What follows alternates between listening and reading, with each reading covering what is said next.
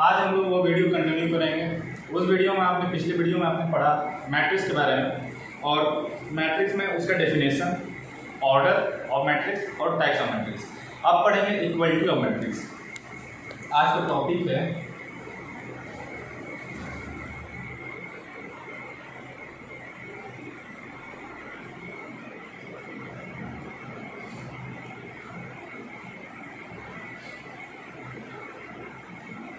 Equality of matrix. इसमें पढ़ेंगे कि जब दो मैट्रिक्स गिवन हो तो कब इक्वल होगा, तो उस पर कौन सा कंडीशन सेटिस्फाई अगर दोनों करते हैं तब इक्वल होगा। तो उस दो कंडीशन को पढ़ेंगे। तो दो कंडीशन है, जैसे अगर मान लेते हैं कि लेट सपोज टू मैट्रिक्स, कोई भी दो मैट्रिक्स सपोज कर लेते हैं। एक का नाम है A and second B. Matrix का जो नाम होता है वो कैपिटल लेटर में लिया जाता है। हाँ, तो एक ए है बी है, तो इसमें हम लोग पढ़ेंगे कि ए और बी कब इक्वल हो गए। तो उसके लिए दो क्राइटेरिया फुलफिल करना पड़ेगा दोनों को। पहला ये है कि दोनों को ऑर्डर सेम होना चाहिए, मतलब m क्रॉस 1, जैसे पिछले वीडियो में पढ़ाया, दोनों की m की वैल्यू, इसकी m की वैल्यू, इसकी m की वैल्यू सेम, और इसकी m की वैल्यू, इसकी m की वैल्यू सेम।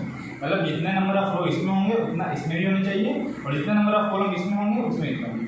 अगर लेट सपोज इसका m क्रॉस n है तो ये तो इक्वल होंगे, तो इसका भी m क्रॉस n होगा। मतलब इसमें देखिए दोनों का ऑर्डर सेम है। तो पहले कंडीशन क्या है, order should be same. Order should be same. जैसे एग्जांपल लेते हैं, जैसे 2 क्रॉस, ये भी 2 क्रॉस 2 का है और ये भी 2 क्रॉस 2 का है। तो just like that order same होना चाहिए। अगर ये 3 क्रॉस 2 का है तो ये भी 3 क्रॉस 2 का है। तो मतलब पहला कंडीशन है कि ऑर्डर सेम होना चाहिए, और दूसरा कंडीशन है कि इसके करस्पॉन्डिंग एलिमेंट भी इक्वल होने चाहिए। मतलब जैसे ये 2 रो हो गया और ये 2 कॉलम हो गया, तो ये एलिमेंट 2 इस मैट्रिक्स के पहले रो के पहले कॉलम में है। तो इस मैट्रिक्स में अगर देखेंगे पहले रो के पहले कॉलम में तो 2 है, तो मतलब करस्पॉन्डिंग इक्वल। जैसे 2 यहाँ पे 2 2 1 तो 1 1 तो 1। तो पहला कंडीशन है कि ऑर्डर सेम होना चाहिए, और दूसरा कंडीशन है कि करस्पॉन्डिंग एलिमेंट भी सेम होना चाहिए। जैसे यहाँ पे एग्जांपल है कि करस्पॉन्डिंग एलिमेंट सेम, तो दूसरा होगा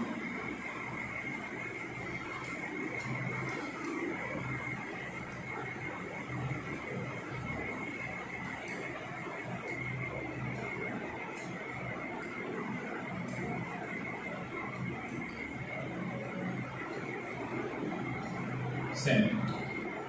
कोई भी दो मैट्रिक्स पहला और दूसरा कंडीशन सेटिस्फाई करता है तो वो दोनों मैट्रिक्स इक्वल कहलाते हैं। मतलब अगर ए मैट्रिक्स ये है 2 2 1 1 और बी मैट्रिक्स ये है, तो ए और बी पहला ऑर्डर सेम है दोनों का, और दूसरा करस्पॉन्डिंग एलिमेंट भी सेम है। इसका मतलब ये दोनों मैट्रिक्स ये दोनों कंडीशन को सेटिस्फाई कर रहा है। इसका मतलब hence A is equal to, तो इसका मतलब मैट्रिक्स इक्वल।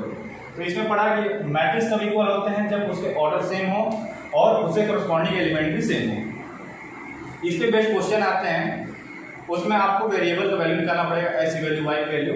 अगर हम लोग पढ़ेंगे उसमें। अब बात करते हैं इसके बेस्ट क्वेश्चन। क्वेश्चन में क्या होगा कि उल्टा दिया होगा। मतलब कि उसमें दो मैट्रिक्स गिवन होगा और बोला होगा कि वो मैट्रिक्स इक्वल है, और उसमें से x y z कोई भी वेरिएबल उसमें होगा, उस वेरिएबल को निकालना होगा। तो उससे बेस्ट क्वेश्चन देखते हैं। अगर मान लीजिए कोई दो मैट्रिक्स गिवन है ए एंड बी, और लिखा है कि दोनों इक्वल है, और जब दो मैट्रिक्स इक्वल है तो आप जानते हैं कि दो कंडीशन सेटिस्फाई होगा। पहला तो ऑर्डर दोनों का सेम होगा, और दूसरा उसके कॉरस्पॉन्डिंग एलिमेंट भी सेम होंगे, मतलब इसका ये तो कॉरस्पॉन्डिंग एलिमेंट सेम। तो जब भी कहीं दिया हो कि दो मैट्रिक्स सेम हो, सेम इक्वल हो, तो दो कंडीशंस डिस्प्लाई करेगा। इसके बेस पे क्वेश्चन हम देखते हैं। जैसे मान लीजिए 1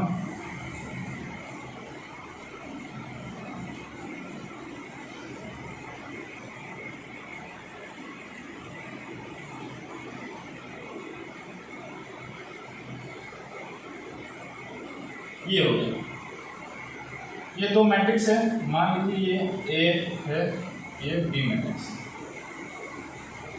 क्वेश्चन क्या है कि A and B are equal, मतलब ये इक्वल दे दिया है और ए मैट्रिक्स गिवन है जिसके एलिमेंट है 1 2 3 4 और बी मैट्रिक्स एलिमेंट है एक्स वाई 3 और जेड। वैल्यू निकालना है एक्स की, वाई की और जेड की निकालनी है। तो कैसे निकालेंगे? गिवन है कि A is equal to B, तो मैंने A मैट्रिक्स को और B मैट्रिक्स को इक्वल कर दिया है। इक्वल करने के बाद सिंपल सा है, जो दूसरा कंडीशन है जैसे कि दिया है गिवन जब भी है तो ये दोनों कंडीशन सेटिस्फाई करेगा। तो पहले वाला तो ऑर्डर सेम ही और दूसरा corresponding element should be same, तो कॉरस्पॉन्डिंग एलिमेंट सेम होगा। इसका मतलब x की वैल्यू क्या होगी 1, तो y की वैल्यू क्या होगी 2 होगी और 3 तो गिवन है और z की वैल्यू क्या हो जाएगी 4। तो यहाँ कहीं लिख देंगे, यहाँ पे लिखेंगे कि from equality of matrix,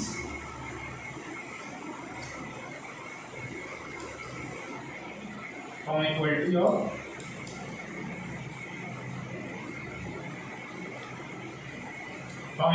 matrix x is equal to 1, y is equal to 2 and z is equal to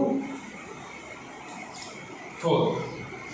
तो इसके बेस ये क्वेश्चन है। इसमें क्या दिया रहेगा कि दो मैट्रिक्स दिया रहेगा और लिखा रहेगा कि दोनों इक्वल हैं और उसके बाद आपको कुछ नहीं करना, आपको बस कॉरस्पॉन्डिंग इक्वल को इक्वल कर देना है। जैसे x को इक्वल कर दीजिए 1 से, y को 2 से, z को 4 से और इसके बाद लिख दीजिए बस ये थोड़ा सा sentence, from equality of matrix RICES लिख दीजिएगा और उसके बाद सिंपल सा x y और z की वैल्यू निकाल दीजिएगा। ये नेक्स्ट क्वेश्चन है, इक्वलिटी ऑफ मैट्रिक्स से बेस्ड है। इस क्वेश्चन में क्या दिया है, दो मैट्रिक्स दिया है ये और इक्वल दिया है। तो जैसा आपको पता है कि जब कोई भी दो मैट्रिक्स इक्वल होते हैं तो उसे कॉरस्पॉन्डिंग एलिमेंट भी बराबर होते हैं, मतलब इसकी वैल्यू बराबर होगी, इसकी वैल्यू 5 के बराबर होगी और इसकी वैल्यू 7 के बराबर होगी। पहली बात ये 3 क्रॉस 1 का है, 3 क्रॉस 1 का, ये तो होगा इक्वलिटी होने के लिए पहला तो ऑर्डर सेम होना चाहिए। दूसरा इसमें क्या करना है, इसमें क्वेश्चन दिया है कि x y एंड z की वैल्यू निकालनी है। तो वैल्यू कैसे निकालेंगे, सिंपल सा है, from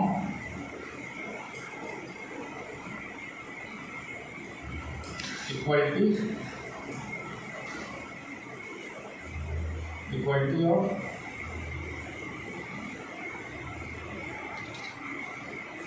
from equality of matrix, equality of matrix से ये 9 के इक्वल होगा,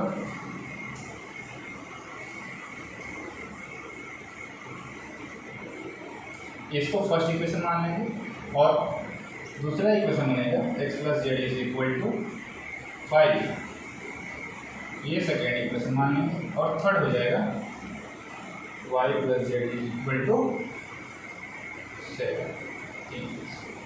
ये 3 इक्वेशन इस इक्वलिटी ऑफ मैट्रिक्स से बना है। इस 3 इक्वेशन की मदद से हम लोग को x और y और z की वैल्यू निकालनी पड़ेगी। अब सिंपल सा ये देखिए, first equation x plus y plus z equal to 9।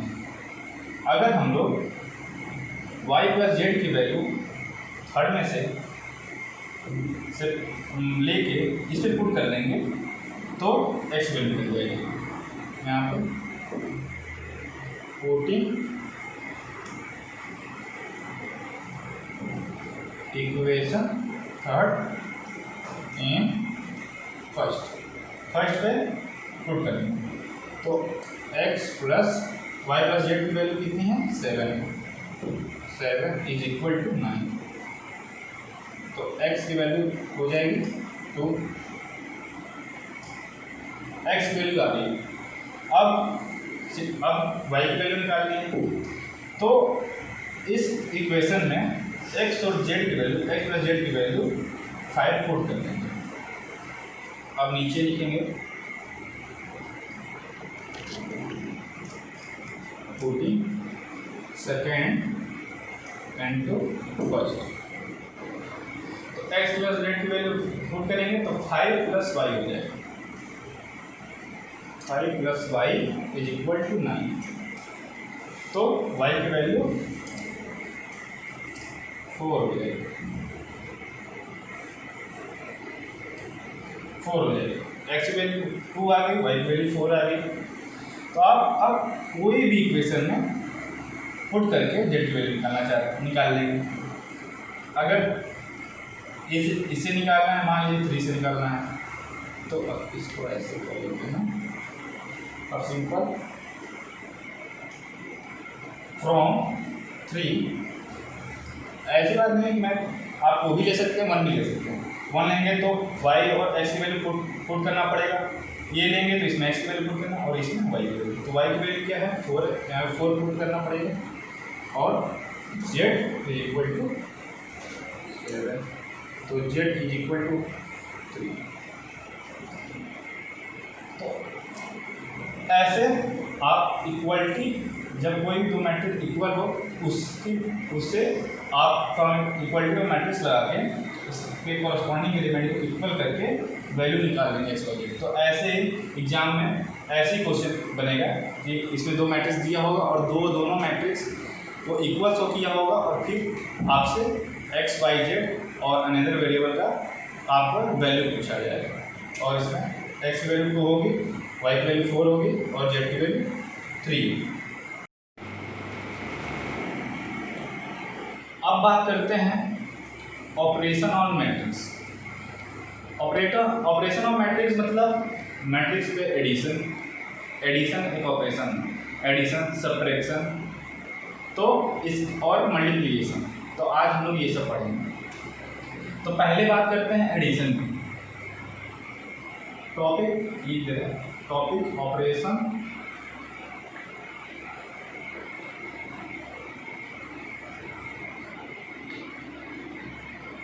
Matrix. तो ऑपरेशन ऑन मैट्रिक्स, तो पहला इसमें पढ़ेंगे हम लोग एडिशन।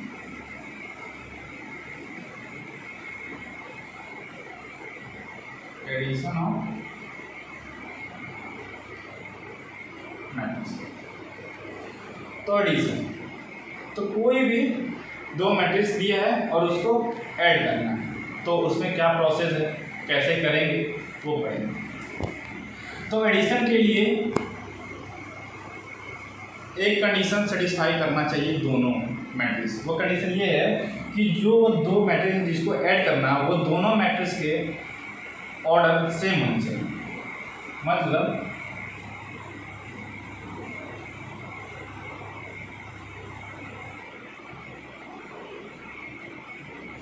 जैसे ये दो मैट्रिक्स है, ये ए मान लीजिए और ये बी मान लीजिए, इसका ऑर्डर है 2 क्रॉस 2, इसका भी ऑर्डर है 2 क्रॉस 2। तो एडिशन के लिए दोनों मैट्रिक्स जिसको ऐड करना वो दोनों का ऑर्डर सेम होना चाहिए।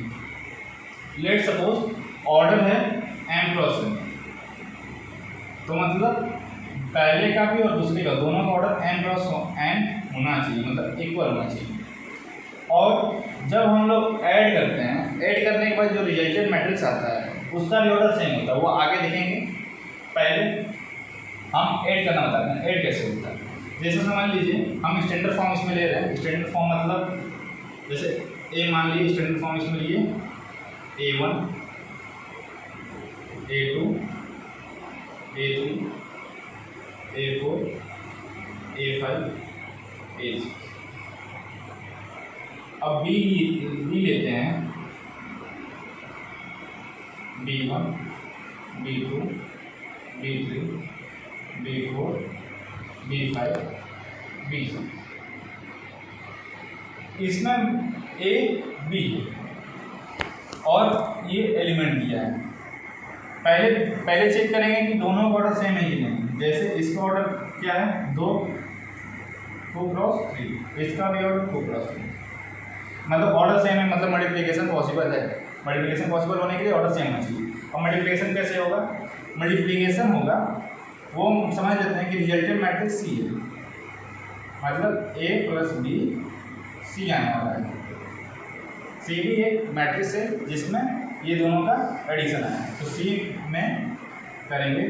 जो सी बनाएंगे वो भी 2 क्रॉस 3 मैट्रिक्स का ही बनाएंगे। इसका मतलब ए का जो ऑर्डर होगा और बी का ऑर्डर होगा, इन दोनों का एडिशन के बाद जो फाइनल जो एडिशन मैट्रिक्स आएगा उसका भी ऑर्डर सेम होगा। तो कैसे करेंगे, पहले यहाँ पे क्या कर देंगे, कॉरस्पॉन्डिंग एलिमेंट सम कर देंगे। जैसे इसका A1 कॉरस्पॉन्डिंग एलिमेंट क्या है, B1, तो इधर हो जाएगा A1 प्लस B1, ये एक एलिमेंट को। अगर 2 यहाँ रहता है, यहाँ पे 3 रहता है, 2 प्लस 3 5 होगा। अब फिर इसका कर लेंगे A2 plus B2, then A3 plus B3, then A4 plus B4, then A5 plus B5, then A6 plus B6। इसमें ऐसे कंफ्यूज मत होइएगा, ये एक एलिमेंट है, सिंगल एलिमेंट, पहले 2 टर्म से मिलकर बना है। तो आप देख रहे हैं कॉरस्पॉन्डिंग एलिमेंट को सम कर देते हैं, तो ऐसे एडिशन होता है। और एडिशन का ये जो मैट्रिक्स आया है इसका भी ऑर्डर होगा 2 क्रॉस 3, मतलब इसमें 2 रो हैं और 3 कॉलम हैं। तो एडिशन में आपने पढ़ा कि एडिशन होने के लिए पहले चेक करेंगे कि दोनों का ऑर्डर सेम है। अगर ऑर्डर सेम नहीं होता है तो एडिशन पॉसिबल नहीं है। अगर पॉसिबल है तो बस कॉरस्पॉन्डिंग एलिमेंट को ऐड कर देंगे। इसमें तो अभी हम लोग लिए हैं ऐसे ही जनरल फॉर्म। अब बात करते हैं क्वेश्चन लेके, उसमें देखते हैं कैसे होता है। हेलो, जैसे एडिशन में हम लोगों ने पढ़ लिया जनरल फॉर्म में, अब बस एक क्वेश्चन देखेंगे, उसके बाद इसके अलावा मल्टीप्लिकेशन करना है। जैसे क्वेश्चन ए दिया है 2 1 3 4 और बी दिया है 1 2 3 5। अब पूछा है कि a प्लस बी कितना होगा। तो सिंपल है, a plus B corresponding element add कर देंगे। तो 2 1 2 प्लस 1, फिर 1 प्लस 2, फिर 3 प्लस 3, 4 प्लस 5 और इक्वल हो जाएगा 3 3 6 9। आंसर ये होगा। ऐसे ही सिंपल सा बस कॉरस्पॉन्डिंग एलिमेंट ऐड कर देंगे। ये हो गया एडिशन ऑफ मैट्रिक्स। अब बात करते हैं scalar of matrix, scalar multiplication.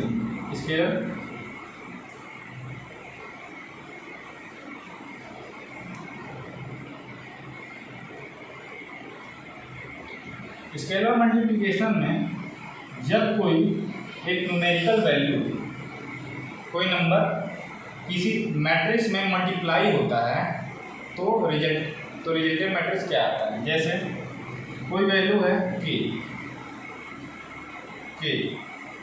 ये वैल्यू है और ये मैट्रिक्स A। जब कोई भी वैल्यू किसी मैट्रिक्स पे मल्टीप्लाई होता है तो उसको बोलते हैं स्केलर मल्टीप्लिकेशन। जैसे मैं एग्जांपल 2 मल्टीप्लाई हो रहा है ये मैट्रिक्स में 3 5 4 6, ये मैट्रिक्स है 3 5 4 6 और ये 2 जो मल्टीप्लाई हो रहा है इस मैट्रिक्स में, इसको बोलते हैं स्केलर मल्टीप्लिकेशन। तो जो इसका आंसर आता है वो क्या होता है कि जो ये 2 है वो सारे एलिमेंट पे मल्टीप्लाई हो जाएगा। तो रिजल्टेंट मैट्रिक्स जो आएगा वो आएगा 2 × 3 6, फिर 2 × 5 10, फिर 2 × 4 8, फिर 2 × 6 12। अगर जनरल फॉर्म में बात की जाए तो के जब मल्टीप्लाई होता है A1 A2 A3 A4 से आंसर आता है के A1 के A2 के A3 के A4। इसका अपोजिट भी हो सकता है। अगर किसी मैट्रिक्स में सारे एलिमेंट में कोई एक कॉमन नंबर है, एक कॉमन कोई चीज़ है, तो उसको आप बाहर कॉमन ले सकते हैं। इसका जस्ट अपोजिट ये हो गया, मतलब कि सब में से कॉमन आ गया। तो ऐसे भी क्वेश्चन बन सकते हैं जिसमें से एलिमेंट अगर आप देखेंगे तो उसमें कॉमन निकलेगा सारा सब में, और उसको आप बाहर निकाल सकते हैं। तो जब सारे एलिमेंट में जो कॉमन होगा उसको बाहर निकाल सकते हैं। इसमें सारा कॉमन है तो इसको निकाल सकते हैं। इसको उल्टा भी कर सकते हैं। चलो अब हम लोग पढ़ेंगे डिफरेंशिएशन ऑन मैट्रिक्स, ये टॉपिक।